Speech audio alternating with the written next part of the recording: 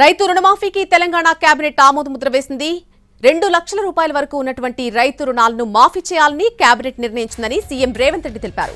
December 12, 2018 నుంచి December 9, 2023 వరకు తీసుకున్న రైతు రుణాలు మాఫీ చేయాలని నిర్ణయం తీసుకున్నారు.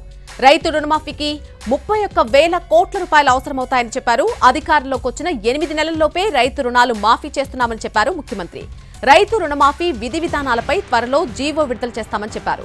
ఇక రైతు భరోసా పథకంపై కూడా కీలక నిర్ణయం తీసుకుంది తెలంగాణ కేబినెట్. రైతు భరోసా పథకాన్ని పారదర్శకంగా అమలు చేసేందుకు మంత్రివర్గ ఉపసంఘం ఏర్పాటు చేసినట్టుగా చెప్పారు CM Revanth Reddy. Deputy CM Bhatti Vikramarka అధ్యక్షతన మంత్రివర్గ ఉపసంఘం ఏర్పాటు చేస్తున్నామని అన్నారు.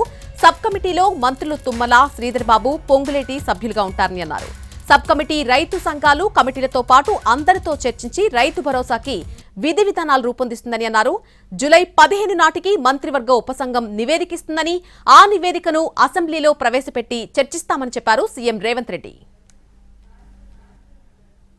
ఇచ్చిన మాట ప్రకారం 2 లక్షల రూపాయల రుణమాఫీ చెయ్యాలి. కట్ ఆఫ్ డేట్ 12/12/2018 నుంచి 9/12/2023 మధ్య కాలంలో రైతులు తీసుకున్న రుణాలను 2 లక్షల రూపాయల వరకు మాఫీ చేయాలని మా మంత్రివర్గంలో మేము నిర్ణయం తీసుకున్నాము. ఈ రుణాలు మాఫీ చేయడానికి దాదాపుగా 31,000 కోట్ల రూపాయలు అవసరం అవుతున్నది. 31,000 కోట్ల రూపాయలను సేకరించి తెలంగాణ రాష్ట్ర రైతాంగానికి రుణ విముక్తి కల్పించి మా మంత్రివర్గం నిర్ణయం తీసుకున్నది.